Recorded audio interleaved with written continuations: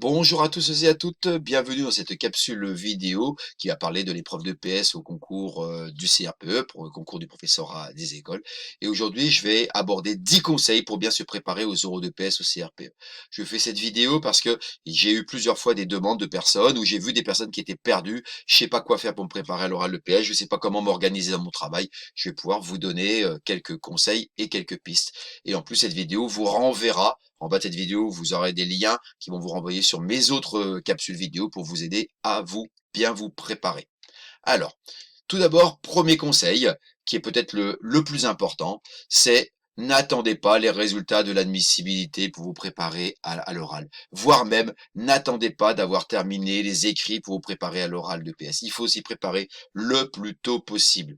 Pour le PS, pour avoir une note correcte, il y a beaucoup de choses à digérer, beaucoup de choses à comprendre. Si vous attendez, la préparation de l'EPS va devenir indigeste et vous ne supporterez pas. Et en plus, il faut un temps de digestion pour assimiler l'ensemble des connaissances. Donc, la première conseil, n'attendez pas les écrits et encore moins, n'attendez surtout pas le résultat de l'admissibilité pour vous préparer. Une fois que vous avez décidé de vous préparer, vous commencez à vous préparer, j'ai un deuxième conseil, c'est ne négligez pas le PS. Certes, le PS ne représente que 11% de la note totale, 16% de la note de l'admissibilité, mais cependant, c'est loin d'être négligeable. 11%, je vous rappelle que c'est un concours, ça peut faire la différence, ça peut vous faire gagner des places entre quelqu'un qui néglige le PS et quelqu'un qui ne le néglige pas. Et dans un concours, on ne peut pas négliger quoi que ce soit. Vous ne connaissez pas votre place après les écrits, et peut-être que c'est le PS qui va vous faire passer ou qui ne vous fera peut-être pas passer. Deuxième raison pour laquelle il ne faut pas négliger le PS, c'est que en EPS et sur l'oral de motivation, très souvent, il peut y avoir de très mauvaises notes et de très bonnes notes. Vraiment, les notes, elles sont vraiment sur un écart très élevé. C'est tout simple. Si jamais, parce que dans le jury, vous aurez des IEN, des inspecteurs ou des inspectrices. Et ces inspecteurs, les inspectrices, eh ben, on est un peu comme dans The Voice, hein, quelque part, ils vous veulent ou ils vous veulent pas dans leur équipe.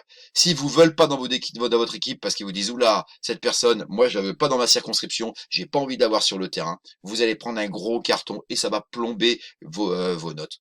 Mais si de l'autre côté vous faites un bon oral, généralement un oral de PS et de motivation, parce que souvent les notes sont un peu en concordance, eh ben, si jamais ils vous disent ouh mais cette personne-là, moi je la veux sur ma circonscription, je la veux sur le terrain, pense que ça sera un très bon PE ou une très bonne PE, bim, la note 20, elle tombe et régulièrement la note de 20 sort au CRPE. Donc justement, même si c'est un petit coefficient, il peut y avoir de très mauvaises notes, mais il peut aussi y avoir de très bonnes notes. Donc c'est pas du tout négligeable de bien préparer l'oral de PS.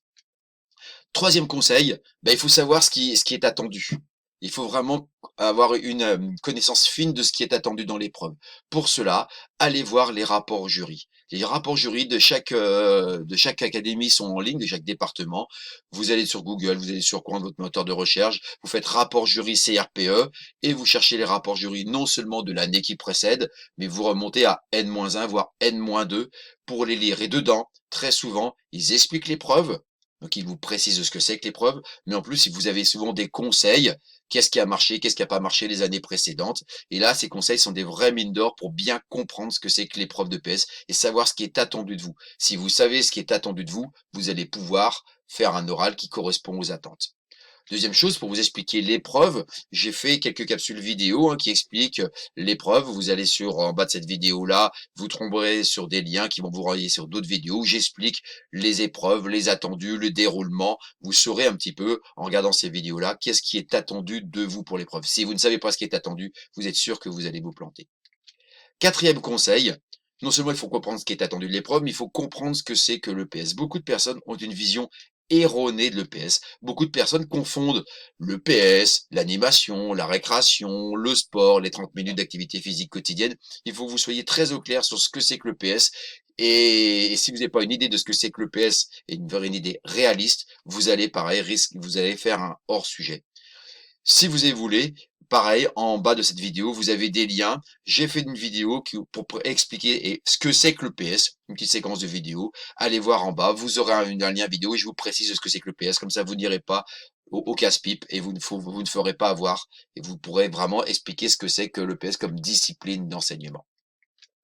Cinquième conseil, Non seulement il faut comprendre ce que c'est que l'EPS, mais il faut comprendre des éléments essentiels en EPS. Il y a des éléments essentiels en EPS, quelle que soit l'activité qu'il faut maîtriser. Il faut maîtriser comment est organisée une séance d'EPS, il faut maîtriser ce que c'est qu'un échauffement et pourquoi on échauffe, il faut maîtriser qu'est-ce qu'on doit mettre dans une situation d'apprentissage en EPS, il faut maîtriser les démarches d'enseignement en EPS. Et pour cela, je vous ai fait des capsules vidéo. Allez plus bas, il y a des liens, vous pourrez être au clair sur ces éléments, on va dire, de didactique générique et générale de l'EPS. C'est essentiel. Une fois que vous avez compris ce que c'est que l'EPS, compris les attendus de l'épreuve, eh bien, il faut quand même pouvoir vous préparer aux activités physiques et sportives de l'épreuve. Généralement, les académies, les DSDEN publient la liste des activités qui sont proposées. Donc, allez sur le site académique, allez sur le site de la DSDEN, regardez les arrêtés. Normalement, sont publiés la liste des activités proposées au concours. Lors de la mise en place de ce nouveau CRPE en 2022, il a été préconisé au niveau national 4 activités, les jeux collectifs, les danses, les rondes des jeux dansés et danses de création, l'athlétisme et les activités aquatiques, notamment la natation. Mais certaines académies dérogent un petit peu de ces conseils-là. Il y a des académies qui font des activités de roller-glisse, des activités qui font de la gym. Donc, allez sur les sites de vos DSDN pour savoir quels sont les APSA. C'est pas la peine de vous préparer au sport de combat s'il y en a pas. C'est pas la peine de vous préparer à la gym s'il y en a pas. Par contre, si vous vous préparez à la course d'orientation alors qu'il y a la natation, il faut vraiment savoir ce qu'il y a pour être très au clair. Donc, allez sur sur les sites de votre DSDN. Une fois que vous avez les activités, maintenant, il faut vous préparer spécifiquement ces activités. Là, deux choses. Soit vous êtes dans un cursus de formation, vous êtes en master MEF, vous suivez une formation en ligne, vous connaissez des personnes qui vont vous former, qui vont vous aider.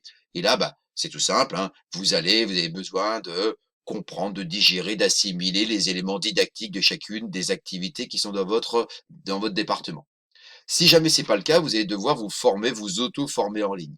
Alors là, petit conseil, faites une recherche sur Google ou sur n'importe quel moteur de recherche et regardez des formations qui sont estampillées, qui ont été faites par des conseillers PEDA. Conseillers des PEDA départementaux, conseillers PEDA de circonscription. Souvent, il y a des livrets qui sont mis en ligne sur de la formation continue qui sont généralement de bonne qualité. Mais attention, exercez votre esprit critique. Toutes les formations n'ont pas la même qualité. Certaines sont très bonnes, d'autres sont un peu plus contestables. Deuxième chose, regardez bien l'année de la formation. Des fois, vous trouvez des formations qui datent de 2020. Je vous rappelle qu'il y a eu des programmes et que les programmes ont changé.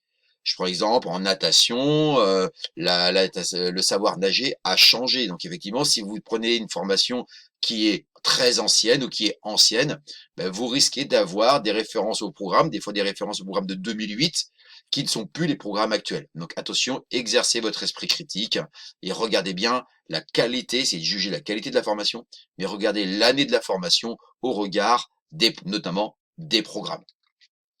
Septième conseil, maintenant que vous avez compris ce que c'est que l'EPS, vous avez compris ce que c'est que l'épreuve, vous vous êtes formé didactiquement sur la didactique générale de l'EPS, si vous êtes formé didactiquement sur les activités, le jour J, faire une épreuve, ça se prépare. Le jour où vous aurez un sujet, il faut avoir une méthodologie d'analyse du sujet. Ça veut dire que quand vous avez un sujet, il faut savoir quoi regarder, à quoi penser, comment réfléchir. Et pour ça, il faut que vous ayez déjà une sorte de méthode d'analyse du sujet. Pour cela, je vous ai fait quelques capsules vidéo que j'ai mis en bas de celle-ci. Cliquez sur les liens et je vous montre un petit peu entre ce qui est incontournable dans un sujet, les marges de liberté, ce qui est suggéré dans le sujet sans être dit. Effectivement, il faut que vous ayez ces réflexes et ces démarches-là pour avoir une très bonne analyse. D'une très bonne analyse ou d'une mauvaise analyse d'un sujet peut partir un sujet très bien traité ou un sujet hors sujet pour la même personne. Donc l'analyse du sujet, elle est primordiale avant même de commencer de programmer sa réponse.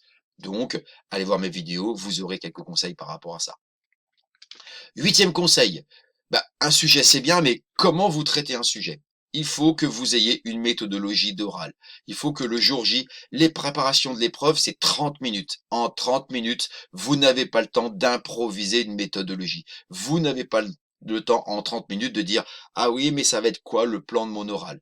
Non, il faut que votre plan d'oral, il soit déjà prévu à l'avance. Il faut que la structure de votre oral, elle soit déjà prévue à l'avance. Et pour ça, bah, il faut que vous ayez une trame, quel que soit le sujet, qui soit à peu près la même.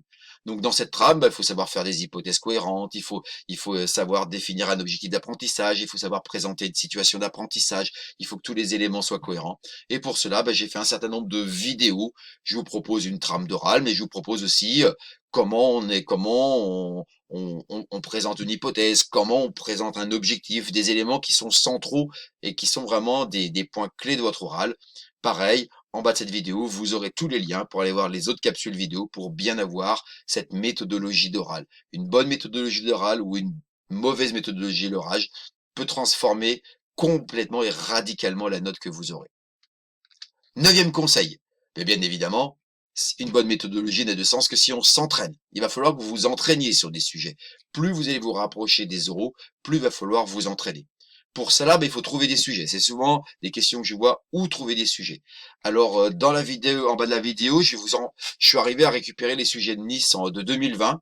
Mais attention, les sujets de Nice de 2020 datent de l'ancien CRPE.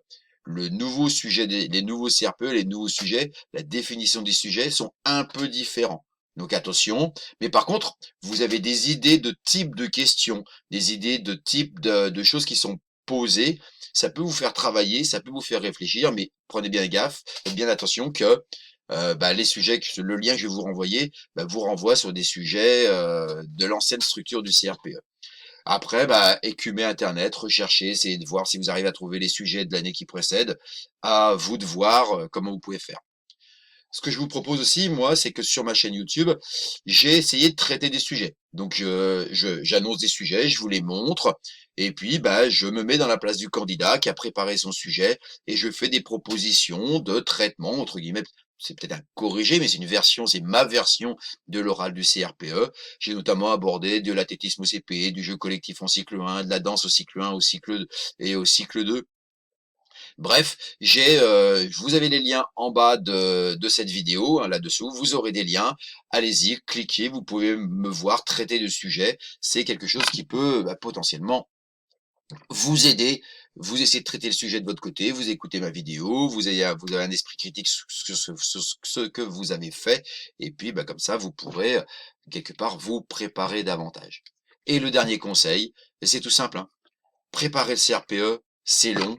Vous allez douter, vous allez vous poser des questions, vous allez vous sentir nul, vous allez avoir envie d'abandonner. Bref, sachez que tout ça, c'est normal. C'est normal que d'avoir des coups de mou. Sauf que dites-vous bien que si vous avez des coups de mou, les autres candidats ont exactement les mêmes.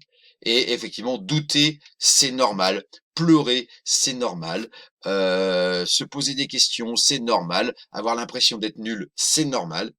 Tous et toutes, vous allez passer là-dedans. Il y a ceux qui vont continuer et il y a ceux qui vont abandonner. Ceux qui abandonnent, forcément, n'auront pas leur place au CRPE. Donc, n'abandonnez pas, ne lâchez rien, accrochez-vous.